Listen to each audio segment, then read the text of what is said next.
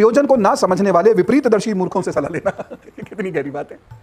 जिनको, और ऐसे बहुत सारे लोग हैं, लोग अच्छे हैं, आपके इर्द गिर्द बहुत सारे लोग हैं बड़े अच्छे हैं, लेकिन वो ये समझते नहीं आप क्या है, वो ये समझते नहीं आपका लक्ष्य क्या है, वो ये समझते नहीं मीटिंग का प्रयोजन क्या है, वो ये समझते नहीं राज्य का उद्देश्य क्या है, वो ये समझते नहीं सुधारकार तो क्या है। इनसे सलाह लेकर अगर आप राज्य चलाएंगे तो गर्त में गिरेंगे और गिरा देंगे। देखिए, लीडर का सही होना एक सामान्य व्यक्ति के सही होने से ज्यादा महत्वपूर्ण है। क्यों? क्योंकि सामान्य व्यक्ति जब गिरेगा तो वो खुद गिरेगा या दो चार को ही लेकर गिरेगा, लेकिन अगर नेतृत्व करने वाला व्यक्ति गिर गया तो वो न जाने कितने लोगों को लेकर गिरेगा, उसकी सीमा ही नहीं है कितना नुकसान वो हो जाएगा। तो आगे चलते हैं।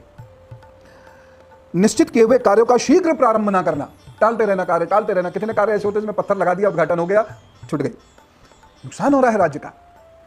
गुप्त मंत्रणा को सुरक्षित न रखकर प्रकट कर देना, मांगलिक आदि कार्य का अनुष्ठान ना करना तथा सब शत्रुओं पर एक ही साथ चढ़ाई कर देना, सारे मोर्चे एक साथ कभी नहीं खोलना।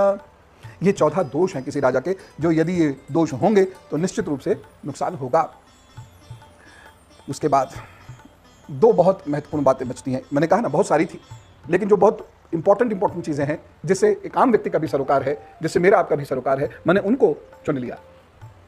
राम जी पूछते हैं, क्या तुम वेदों की आज्ञा के अनुसार काम करके उन्हें सफल करते हो? क्या तुम्हारी क्रियाएं सफल उद्देश्य को सिद्ध करती हैं?